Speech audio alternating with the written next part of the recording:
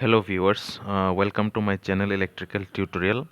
After watching the videos, if you think that my videos are helpful to you, then kindly subscribe my channel, share and like my videos. So previously we have started the series of electrical machine classes, okay, where we have studied the basic classification of electrical machines. अगर आप वो video को अभी तक watch नहीं किए हैं तो उसका लिंक मैं डिस्क्रिप्शन बॉक्स में दे दूंगा, वहाँ से आप लोग उसको वॉच आउट कर सकते हैं. So before starting the electrical machines, we have to know about some basic laws of electrical engineering, which is used uh, in the working of electrical machines. Okay.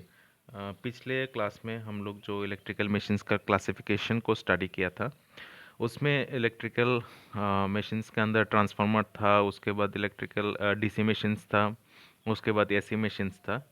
तो वो सभी मशीन्स में क्या होता है, सम बेसिक लॉज अप्लाई होता है. सो उसको स्टार्ट करने से पहले हम लोगों को जो बेसिक लॉज है उसके बारे में जानना बहुत ज़रूरी है.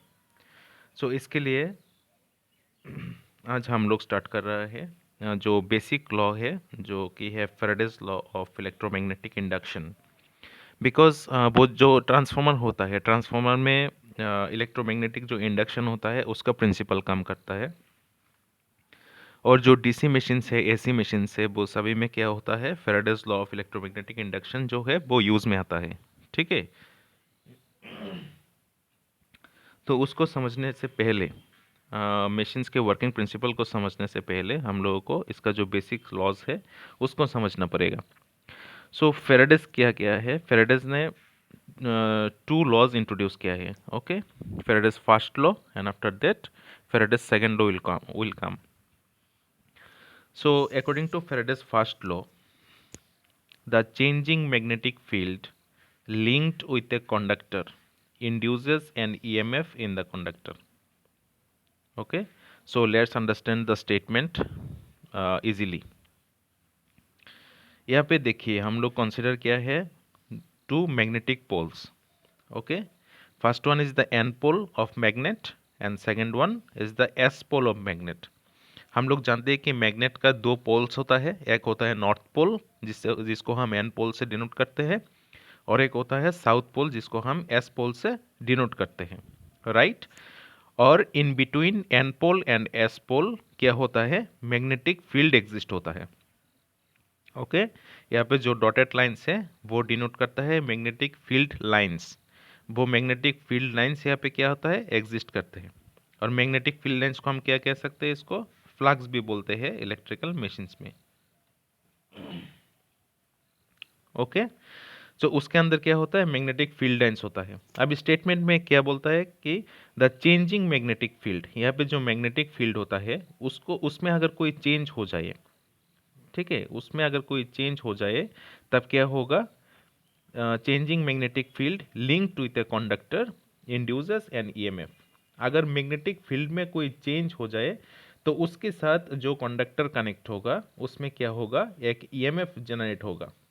राइट. उसमें एक ईएमएफ जनरेट होगा. तो यहाँ पे हम लोग एक सिंपल एग्जांपल कंसीडर किए हैं, जिसमें देखिए क्या है, एक एन पोल और एस पोल है, उसके बीच में क्या है, मैग्नेटिक फील्ड लाइंस है जिसको हम मैग्नेटिक फ्लक्सेस भी कंसीडर कर सकते हैं. राइट. और उसमें हम क्या किया है, देखिए यहाँ पे एक कॉयल को कनेक्ट किया है. राइट. यहाँ पे हम एक कॉयल को कनेक्ट किया है और कॉयल का दो एंड होता है, एक एंड को हम कंसीडर करते हैं एंड ए और दूसरे एंड को हम कंसीडर करते हैं एंड बी. राइट. तो क्या होगा, देखिए यहाँ पे जो कंडक्टर है, ये कंडक्टर क्या करेगा, यहाँ पे जो मैग्नेटिक फील्ड लाइंस है इसमें ऑब्स्ट्रकल्स क्रिएट करेगा ना. यहाँ पे ऑब्स्ट्रकल्स क्रिएट होगा, मैग्नेटिक फील्ड लाइंस के बीच में क्या होगा, एक ऑब्स्ट्रकल क्रिएट होगा. ठीक है. वो इंटरप्ट करेगा, जो मैग्नेटिक फील्ड लाइंस होता है उसको इंटरप्ट करेगा. ड्यूरिंग द इंटरप्शन, ये जो इंटरप्ट करेगा इसके वजह से क्या होगा, ये जो कंडक्टर है इस कंडक्टर में एक ईएमएफ जनरेट होगा. ठीक है. यहाँ पे जो मैग्नेटिक फील्ड लाइंस है इसको ये जो कंडक्टर है ये इंटरप्ट करेगा and during interruption an EMF will induce, right. और सर्किट का जो बेसिक प्रिंसिपल है उसमें हम स्टडी किया था कि इलेक्ट्रिक वोल्टेज या फिर करंट जो भी हो वो एक क्लोज्ड सर्किट में फ्लो करता है, इसीलिए कंडक्टर का जो टू एंड्स है, एक एंड ए और दूसरा एंड बी, उसके साथ ईएमएफ को मेजर करने के लिए हम एक वोल्टमीटर कनेक्ट किया है यहाँ पे और उसको सर्किट को हम क्लोज कर दिया है, ठीक है। वो सर्किट अभी क्लोज हो गया है ना। सो मैग्नेटिक फील्ड लाइन को एक कंडक्टर क्या करेगा, इंटरप्ट करेगा। इन ड्यूरिंग इंटरप्शन क्या होगा, ईएमएफ जनरेट होगा। वो ईएमएफ इस क्लोज्ड पाथ से फ्लो होगा and during the EMF flow हम लोग इस जो वोल्टमीटर होगा, इस वोल्टमीटर में कितना ईएमएफ प्रोड्यूस होता है उसका मैग्नीट्यूड को मेजर कर सकते हैं, ठीक है। तो ये हो गया फैराडे का first law. Let's come to the Faraday's second law.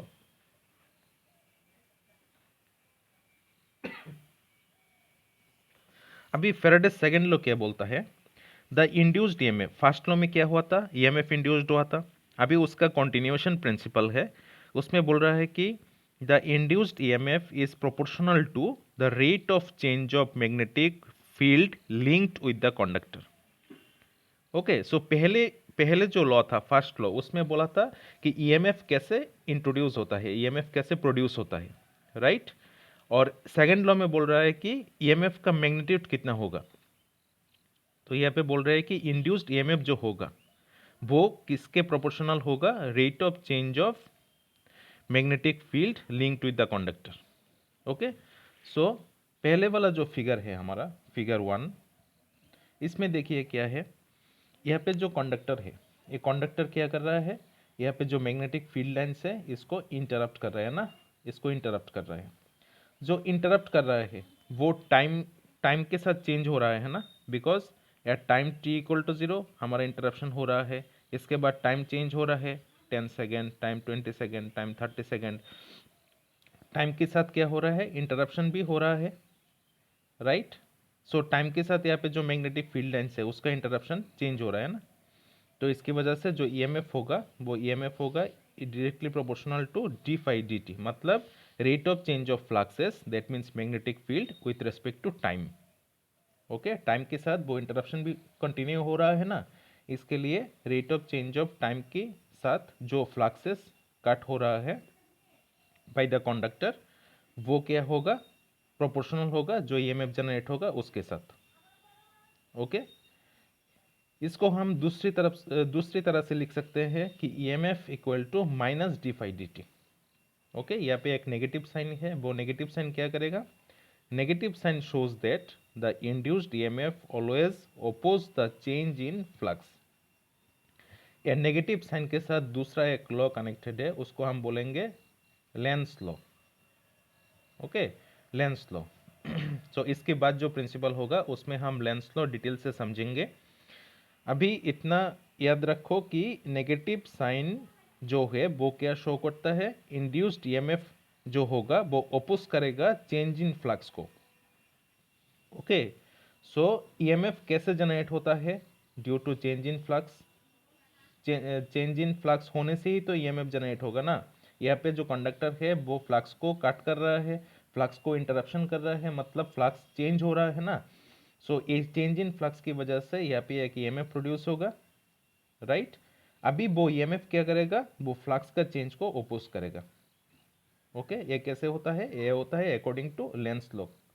According to Lenz law ये होता है, इसको हम नेक्स्ट जो प्रिंसिपल है उसमें समझेंगे डिटेल से। Okay, so next principle is Lenz law. अभी लेंस लॉ का स्टेटमेंट देखिए क्या लिखा है, an induced EMF in a loop will generate a current which opposes the change which created the current. Okay, so इसको समझने के लिए हम लोग प्रीवियस रेंजर्स फर्स्ट लॉ में जो फिगर कंसीडर किया था उसी को हम यहाँ पे भी कंसीडर कर रहे हैं। तो यहाँ पे भी किया है, टू मैग्नेटिक पोल्स है, एक N pole that means north pole, other one is south pole, उसके बीच में क्या है, मैग्नेटिक फ्लक्सेस है, magnetic field line, magnetic flux lines है यहाँ पे, और उसके बीच में हम लोग एक सर्कुलर जो कॉयल है, इस कॉयल को हम लोग प्लेस किया है यहाँ पे, और उसके साथ क्लोज्ड सर्किट बनाने के लिए एक वोल्टमीटर कनेक्ट करके उसको हम ए इंट और बी इंट जो है कॉयल का, उसको हम क्लोज कर दिया है, right. So according to Faraday's first law क्या होगा, ये जो कॉयल है, एक कॉयल मैग्नेटिक फील्ड लाइंस पे इंटरप्ट करेगा, और ड्यूरिंग इंटरप्शन यहाँ पे क्या होगा, ईएमएफ जनरेट होगा ना, यहाँ पे ईएमएफ जनरेट होगा, जिसको हम एक वोल्टमीटर की हेल्प से यहाँ पे मेजर कर सकते हैं, राइट। दैट मीन्स ये जो क्लोज सर्किट है इसमें एक वोल्टेज जनरेट होगा, राइट। और अगर वोल्टेज जनरेट होगा तो उसके इक्विवेलेंट करंट भी जनरेट होगा, राइट।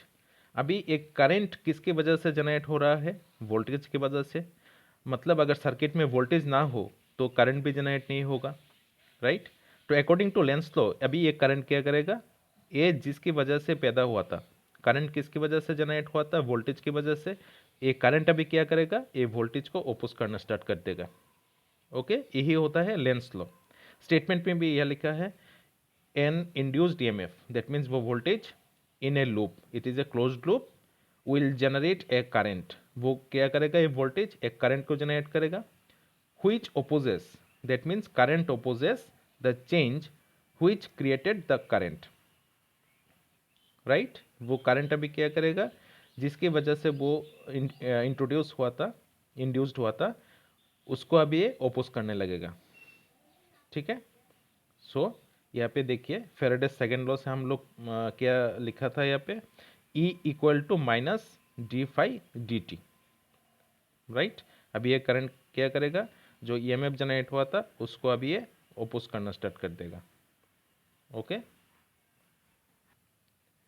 ओके, नेक्स्ट जो प्रिंसिपल होगा वो होगा Fleming's right hand rule, okay.